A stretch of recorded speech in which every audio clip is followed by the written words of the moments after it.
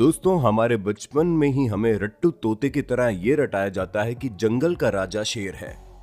पर क्या कभी आपने ये सोचने की कोशिश की है कि केवल शेर ही जंगल का राजा क्यों कहलाता है, जबकि इससे भी ज्यादा बड़े और खतरनाक जीव जंगल में पाए जाते हैं, जिनमें सबसे पहला नाम टाइगर यानी कि बाघ का आता है। टाइगर और शेर के बीच की लड़ाई काफी पुरानी है। यहाँ तक कि शेर और बाघ में कौन सबसे ज्यादा शक्तिशाली है, इस बात को जानने के लिए प्राचीन रोम में काफी बड़े पैमाने पर शेर और बाघ की लड़ाई कराई जाती थी। और आज हम भी कुछ ऐसा ही कराने वाले हैं, जहां हम इन दोनों की काबिलियत और बाकी चीजों से ये पता लगाएंगे कि कौन किस पर कितना भारी पड़ता है। और लास्ट तक बने रहिएगा, क्योंकि हम आपको सबसे अहम चीज, शेर को ही जंगल का राजा क्यों कहा जाता है, ये भी बताएंगे। वैसे वीडियो शुरू करने से पहले आप हमें कमेंट करके बता दीजिए कि आप किसकी साइड है, जंगल के राजा शेर की तरफ या फिर खूंखार बाघ की तरफ। साइज और स्ट्रेंथ। दोस्तों, अगर हम सबसे पहले इन दोनों के आकार और ताकत की बात करें तो इसमें कोई शक नहीं कि बाघ काफी बड़ा और ताकतवर जीव है। इसीलिए भालू के बाद बाघ धरती का सबसे बड़ा मांसाहारी जीव है। दोस्तों, इन बाघों को केवल एशिया के महाद्वीप में ही पाया जाता है। उनमें से 80% तो केवल भारत में ही है, और भारत ही दुनिया का अकेला ऐसा देश है जहां पर शेर और बाघ दोनों पाए जाते हैं। अब वो बात अलग है कि इनके रहने का इलाका अलग अलग है, क्योंकि जहां बाघ बंगाल, कर्नाटका, मध्य प्रदेश और उत्तराखंड तक फैले हुए हैं, तो वहीं शेर आपको केवल गुजरात में ही देखने को मिलेंगे। अगर हम भारत में पाए जाने वाले बाघों की बात करें तो इनका वजन करीब 220 किलो तक हो जाता है। तो वहीं भारत में रहने वाले नर शेरों का वजन तकरीबन 180 किलो तक ही सीमित रहता है।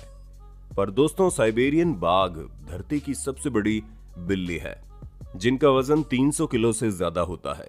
ऐसे में अगर हमको इन दोनों का मुकाबला कराना ही है तो मुकाबला टक्कर का होना चाहिए।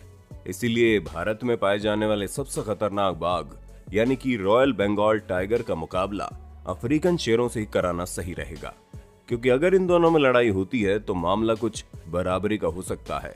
क्योंकि 8 फीट से अधिक लंबाई और 3.5 फीट से अधिक ऊंचाई वाले अफ्रीकन शेर 200 किलो से भी ज्यादा भारी होते हैं, और इसी की तुलना में भारत में रहने वाले रॉयल बंगाल टाइगर की लंबाई करीब 10 फीट और ऊंचाई 4.25 फीट तक होती है। वजन तो आपको बता ही चुके हैं कि ये वजन में 220 किलो तक होते हैं। पर अगर हम यहाँ पर बाइट फोर्स की बात करें तो शेर का बाइट फोर्स 650 psi है, तो वहीं बाघ का बाइट फोर्स शेर से कहीं ज्यादा 1050 psi का होता है।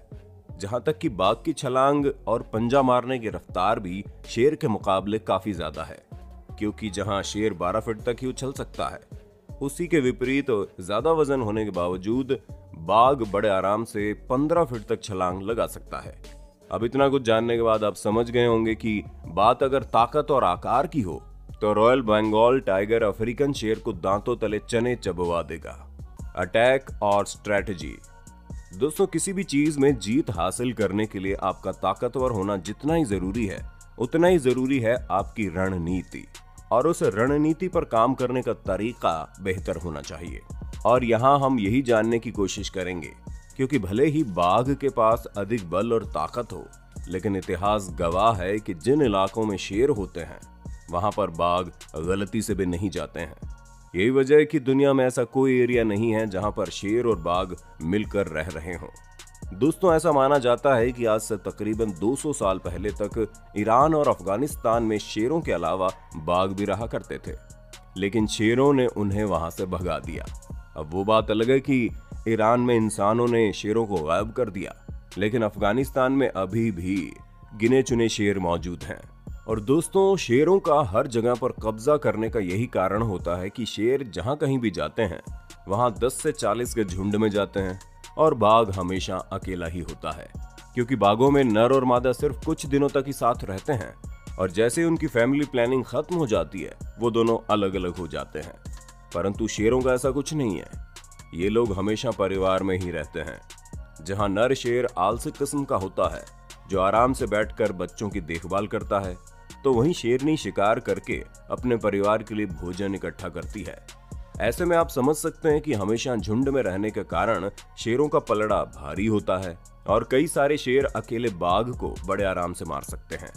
लेकिन जब लड़ाई अकेले शेर और अकेले बाघ की हो तो बाघ को हरा पाना बहुत मुश्किल होगा, क्योंकि शुरुआत से ही अकेले रहने की वजह से बाघ को अपने दम पर शिकार करके उसे अपना बनाने का तजुर्बा होता है और शेरों में इस चीज की बहुत कमी होती है। दोस्तों, शेरों के पंजों की लंबाई मात्र 3 इंच तक होती है, लेकिन बाघ के पंजे 4 इंच से भी ज्यादा लंबाई के होते हैं। और बाघ के पास सबसे ज्यादा एडवांटेज इस बात का होता है कि उनका पंजा शेरों के पंजों के मुकाबले ज्यादा चौड़ा होता है, जो उन्हें और शक्तिशाली बनाता है। और सिर्फ पंजों में ही नहीं, बल्कि दांतों के मुकाबले में भी बाघ के दांत शेर के दांतों से ज्यादा नुकीले और बड़े होते हैं, जिसका साफ मतलब है कि अगर इन दोनों का आमना सामना होता है तो बाघ के पास जीतने के चांसेस ज्यादा है। डिफेंस। दोस्तों, हम ये तो जान गए कि बाघ के पास एक बड़े शरीर के साथ काफी ज्यादा ताकत होती है, लेकिन अब आते हैं बुद्धि पर, क्योंकि बाघ शक्तिशाली होने के साथ साथ शेरों के मुकाबले अधिक बुद्धिमान भी होता है। बाघ का दिमाग शेरों की तुलना में 25% बड़ा होता है। पर अगर डिफेंस की बात करें तो शेर के पास एक ऐसी चीज है जो उसका बचाव करके रखती है, और वो है उसके गर्दन पर मौजूद लंबे लंबे बाल। दोस्तों, शेर और बाघ दोनों ही गर्दन पर वार करके अपना शिकार करते हैं। ऐसे में शेर को तो बाघ की गर्दन पहले पकड़ में आ जाएगी, लेकिन बाघ को शेर की गर्दन पकड़ने में समय लगेगा, क्योंकि उसके बाल शिकार करने में रोड़ा डालेंगे। हालांकि अगर कुशलता की बात की जाए तो बाघ के अंदर हर तरह की कुशलता मौजूद है, क्योंकि ये जमीन में चलने के साथ साथ पानी में भी तैर सकते हैं। तभी तो पानी के अंदर इन्हें कई बार छोटे मगरमच्छों का शिकार करते हुए देखा गया है। पर इतनी ज्यादा ताकत होने के बावजूद बाघ अपनी बुद्धि का इस्तेमाल करते हैं और कभी भी सामने से आकर लड़ाई नहीं छेड़ते, क्योंकि इन्हें पता है कि अगर ये घायल हो गए तो इनके लिए कोई शिकार नहीं करेगा और वो भूखे मर जाएंगे। लेकिन इसी के विपरीत शेर झुंड में रहते हैं, उनके लिए शिकार शेरनियां करती हैं। इसलिए शेरों को ये बात अच्छे से पता है कि अगर लड़ाई के दौरान उन्हें कुछ हो भी जाता है तो उनके पास खाना आता रहेगा। इसलिए शेर बिना डरे लड़ाई के लिए पहला कदम बढ़ाते हैं। अब इससे हमें यही पता चलता है कि शेर का आक्रोश और निडर होकर अपने प्रतिद्वंदी को हराने की जिद के साथ इनकी गर्दन पर मौजूद लंबे लंबे बाल इन्हें बाघ के मुकाबले अधिक कुशल, हिंसक और बेहतरीन रक्षा प्रणाली वाला बनाते हैं। अब अगर हम साफ सुथरे तौर पर कहें तो आपको शेर और बाघ के बीच की लड़ाई का नतीजा जानना है, तो ये चीज इस बात पर निर्भर करती है कि आप किस तरह के शेर और बाघ का चुनाव कर रहे हैं। क्योंकि अगर आप किसी 50 किलो के इंसान को 100 किलो के इंसान के साथ भिड़ा देंगे तो जाहिर सी बात है कि 100 किलो वाला इंसान 50 किलो वाले इंसान को पटक देगा। और यहाँ भी कुछ ऐसा ही है, क्योंकि अगर लड़ाई के दौरान आपके द्वारा चुना गया बाघ तगड़ा है तो बाघ जीतेगा, शेर तगड़ा है तो शेर जीतेगा, क्योंकि दोनों के पास शिकार करने और शिकार होने से बचने के अपने अपने अलग अलग तरीके हैं। दोनों के जीवन जीने का तरीका भी अलग अलग है। लेकिन अगर आप हमसे पूछे तो बाघ और शेर की लड़ाई होती है, तो जिस हिसाब से बाघ के पास अधिक ताकत, बुद्धि और बल है, उसे देखते हुए ये कहना बिल्कुल भी गलत नहीं है कि उनमें से अधिकतर लड़ाइयां बाघ ही जीतेगा। पर अगर कहीं गलती से बाघ की गर्दन शेर के चंगुल में आ गई तो शेर भी बाघ को पटकनी देने में बिल्कुल नहीं चूकेगा, क्योंकि ऐसा माना जाता है कि जितनी बार भी शेर और बाघ को आपस में लड़ाया गया है उसमें से अधिकतर में बाघ ही जीते हैं। ऐसे में सवाल यह आता है कि जब बाघ के पास शेर को हराने की ताकत है तो शेर को जंगल का राजा क्यों कहा जाता है?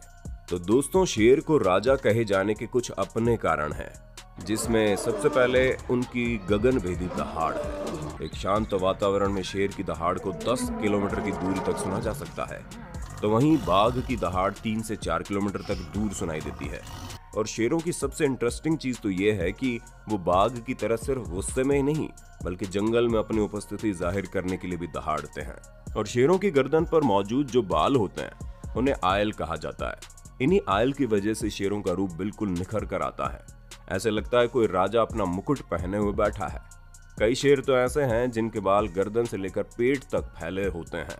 और दोस्तों, शेर को राजा इनके रुतबे के लिए कहा जाता है, क्योंकि 90% से अधिक बार शिकार शेरनियां करती है, लेकिन उन्हें खाने का पहला हक शेरों का ही होता है। तो वहीं बाघ को किसी भी नॉर्मल जानवर की तरह अपना शिकार खुद ही करना पड़ता है, और उसकी लाइफ में कोई रॉयल्टी नहीं होती है, जो कि अच्छी बात भी है। लेकिन एक राजा की पहचान उसके रुतबे से ही होती है। और शेर की सबसे अहम चीज उसे राजा बनाती है, वो है उसके जीवन का संघर्ष। क्योंकि जहां एक बाघ अकेले शिकार करके खुश रहता है, तो वहीं शेर को अपने साथ साथ अपने पूरे झुंड को अपनी तरफ करके रखना पड़ता है। यहां तक कि दूसरे झुंड के राजा तक से लड़ाई करनी पड़ती है ताकि अपने झुंड को बड़ा कर सके। और ये सभी चीजें ठीक उसी तरह हैं जिस तरह राजा महाराजा अपना साम्राज्य बनाने के लिए दूसरे राज्यों से लड़ाई करते थे। अब तो आप समझ गए होंगे ना कि बाघ के ताकतवर होने के बावजूद जंगल का राजा शेर ही क्यों कहलाया। बाकी दोस्तों, आपका इस वीडियो के बारे में क्या कहना है हमें कमेंट करके भी जरूर बताइए। इसी तरह के इंटरेस्टिंग वीडियोस को लगातार देखते रहने के लिए अपने होस्ट दोस्त सैम के इस चैनल को लाइक, शेयर और सब्सक्राइब तो कर देना। धन्यवाद।